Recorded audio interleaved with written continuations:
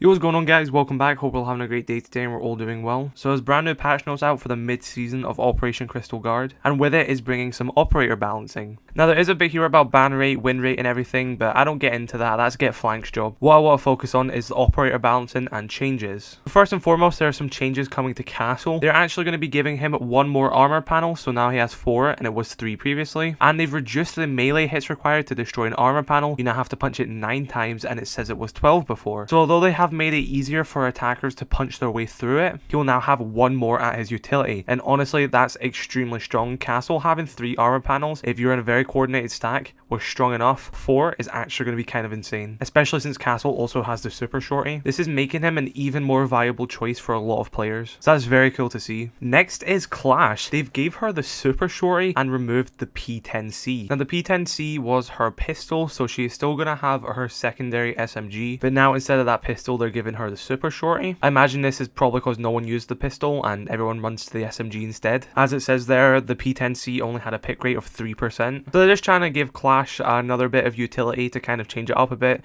No one was really using the pistol before, so it'll be cool to see her use the shotgun. I'm personally kind of sad that they haven't nerfed Clash, and by that I mean I would really like it that she doesn't do damage when she zaps people. Fair enough, make it that she can zap people and slow them down, but she should not be doing damage to operators. That is still a Clash change that I wish will come in the future. But yeah, Clash is going to have the super shorty now. Next is Capcam. Number of entry denial devices per door window frame is no longer limited to 1. So now you can actually put as many EDDs on a window or doorway as you'd like. They show off this image what you're capable of. Now they do say obviously Capcam doesn't have this many EDDs. This is just them obviously over exaggerating what you can do, but they're just doing it to show like how it works. So like I said, obviously Capcam doesn't have this many, so you'll never see this many in a match, but basically what they're showing is the capability of being able to put them on any part of the door. So theoretically, if you wanted to, you could put all of Capcan's traps on the same door. So Capcam only has 5 traps in total, so imagine this image, 1, 2, 3, 4, 5. You could have those 5s right there where I'm pointing with my mouse on a doorway realistically, or 5 here.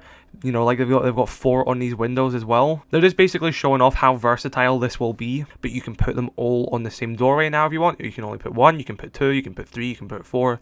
Much more versatile change for Capcam. And when someone walks through them, all the traps will trigger at the same time. So if you've got 2 in a doorway, that's 120 HP. If you've got 3, then that's 180 HP. Obviously you don't need that much, that's a bit overkill, so the most you're probably worth putting on a doorway is 2. But just know that now you can kill someone at full health just with 1 doorway, so you gotta keep your eyes out now, especially when you're attack looking for more than 1 EDD on the same door. So I guess that means you can worry about less doorways because they might have more on the same doorway, so I guess that's helpful for the attackers. But this is definitely an extremely good buff for Capcam, and I'm quite interested to see how this is going to work out. Melusi, they've actually removed her nitrocell and added a bulletproof camera. I think this is perfectly fine. Melusi was 3 speed, she had an incredible gadget, her gun was pretty good. She had no reason to have a nitrocell, it just made her even stronger. She doesn't need the nitrocell to be strong. I think it's a perfectly fine nerf. I don't think she needed the nitrocell. She's still a strong operator, but I think it's a good change. She didn't really need the nitrocell. Give it to a different operator which isn't as strong as Melusi. As you can see here as well, Oryx, they've actually reduced the Rima dash charge refill time to 8 seconds, down from 12, so basically he'll just be able to recharge his ability much faster, 4 seconds faster to be exact. Nothing more to go into there, just the fact that they've reduced the amount of time it takes for his ability to recharge. So you actually have some changes to Wamai here as well. They've gave him 2 more magnets, so now he has 6, was 4, but they've also reduced the range of the magnets to 3.5 meters, and it's down from 5 meters. So yes, now he has 2 more, but their area of effect is going to be smaller. I guess you could call this a nerf because obviously the people who are good Wamai players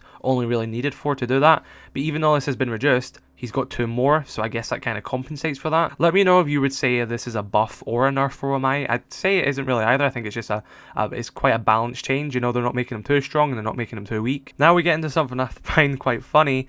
They're giving the MX Storm more recoil, and the reason they're doing this is because Alibi has one of the highest KD ratios when she uses the MX Storm. But I don't really understand their reasoning behind this.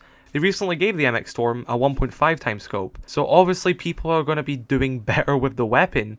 Why are they now nerfing the weapon's recoil because people are doing better with it? You caused that. Why did you give the 1.5 times scope if you didn't want people to, be better with the MX Storm? You gave the MX Storm, which was a pretty balanced and good weapon, 1.5 times scope. More people play Alibi. more people get kills with the MX Storm, so you nerf its recoil. That makes me really doubt the balancing team, because that is just, it just doesn't make sense. You buff the weapon, so of course people play it, and now you're penalizing people for using the weapon that you buffed. And now another weapon getting nerfed is the P10 Ronin.